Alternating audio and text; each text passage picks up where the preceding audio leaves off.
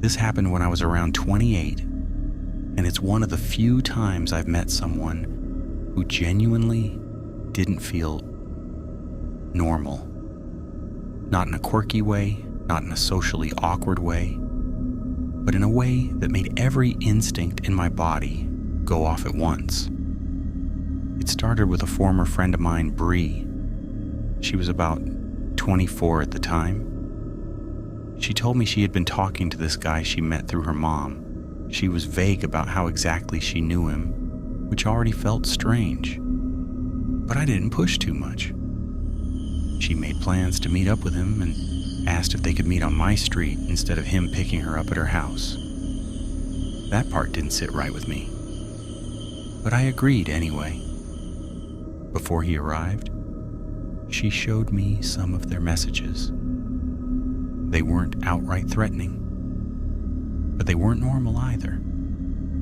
There was something off in the way he spoke, the tone, the intensity. I told her he seemed weird. She kind of brushed it off. She still wanted to meet him. She asked if they could hang out inside my place. I said no. I didn't even hesitate. Something in me already didn't trust this guy. She then asked if I could at least come outside and meet him with her. That I agreed to. But what I didn't know until later was that she had given him my actual address. When he pulled up, the first thing I noticed was how tall he was. Not just tall, but looming. He had this strange smile, like it didn't match his face. And when he reached out to shake my hand, I noticed the scars on his knuckles. They weren't subtle. They looked like the kind of marks you get from hitting things or people. Bree introduced us, and almost immediately I could tell something wasn't right. There was no plan, no direction. They were just there, standing awkwardly, trying to figure out what to do next. He mentioned he was a boat captain. Bree had told me that earlier, probably trying to make it easier for us to connect since I fish and spend time on the water. So I asked him about it. Just normal conversation. What he chartered, where he worked. But his response wasn't normal. He said, "I fish for real, with my hands." That caught me off guard. I didn't even know how to respond to that, so I tried to clarify.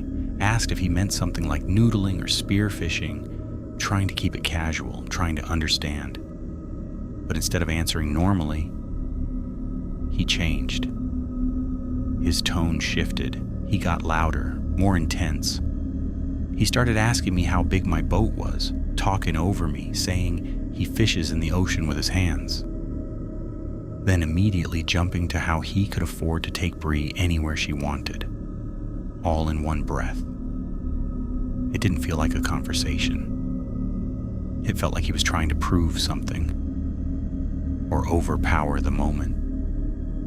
I remember looking at Bree, and she was shivering. I asked her if she wanted a coat, but before she could answer, he cut her off, said he had blankets in his car, said she was fine. I didn't even look at him.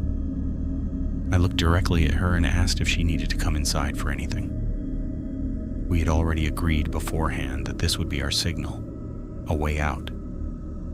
But she declined. And that was the moment I realized she was still willing to go with him, even after all of that. After a few more minutes, he asked me if there were any good restaurants nearby. I told him about a place around the corner. Nothing special, just somewhere quick. And then he said something that stuck with me. He said, "I can afford the whole menu. Do you want to come with us? Did I pass your little test?" That caught me off guard. I asked him what he meant, and he said, word for word, "My friend dates girls in their early 20s and says they do tests like this." That was it for me. I was done. I told him I had plans with my husband later, just to shut it down.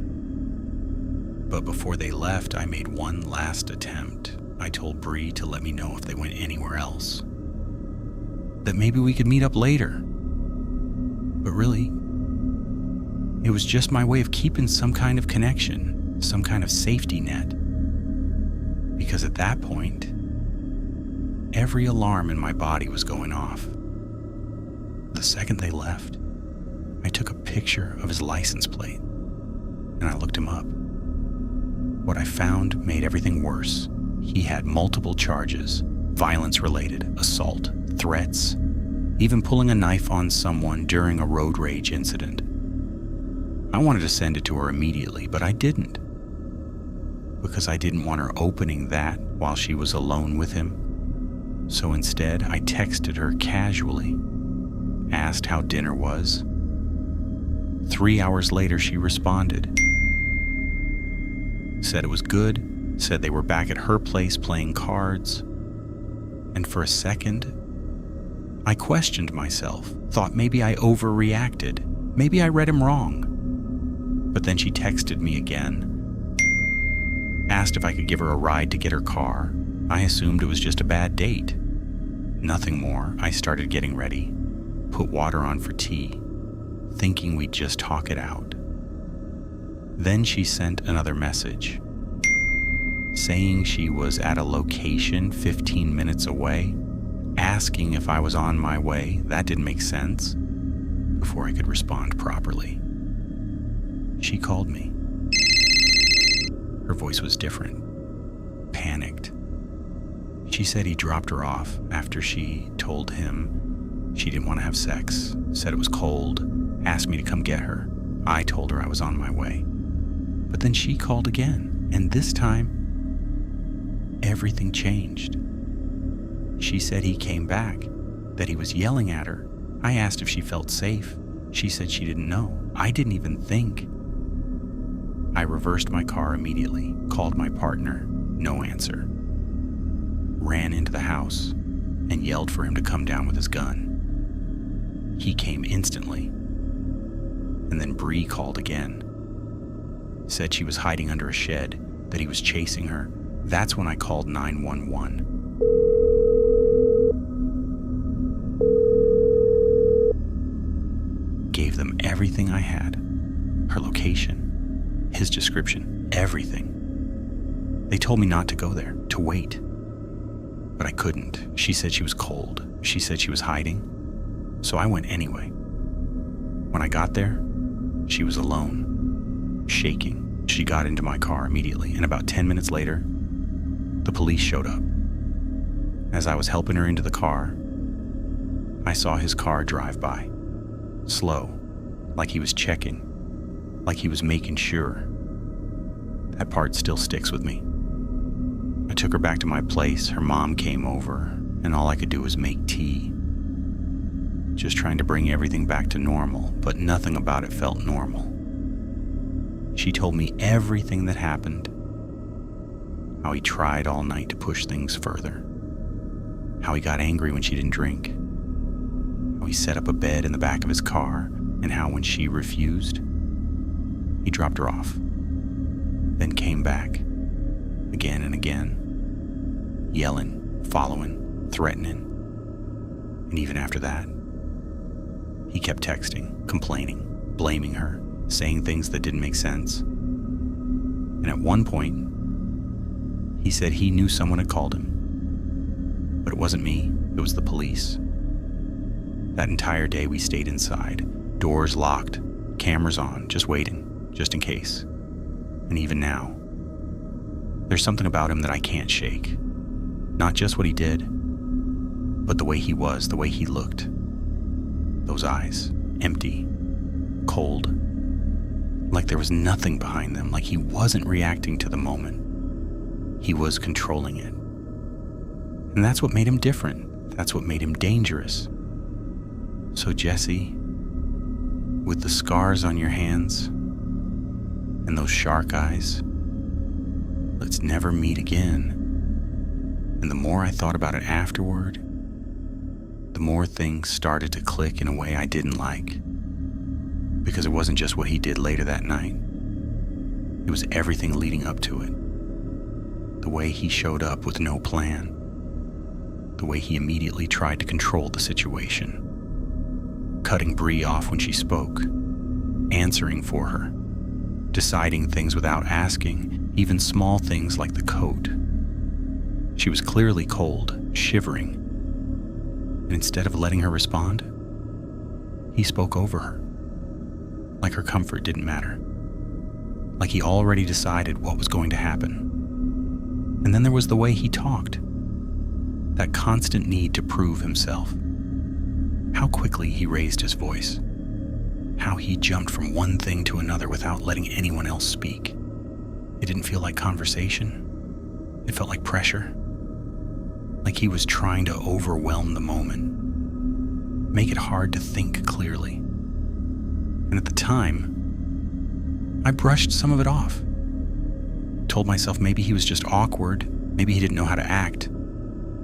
But looking back now, none of that felt accidental. It felt practiced, like he had done this before. Like he knew exactly how to push things forward without making it obvious right away. And the part that really stuck with me was how fast things escalated once they were alone. Because the second there was no one else around, no outside eyes, no one to interrupt, that's when everything changed.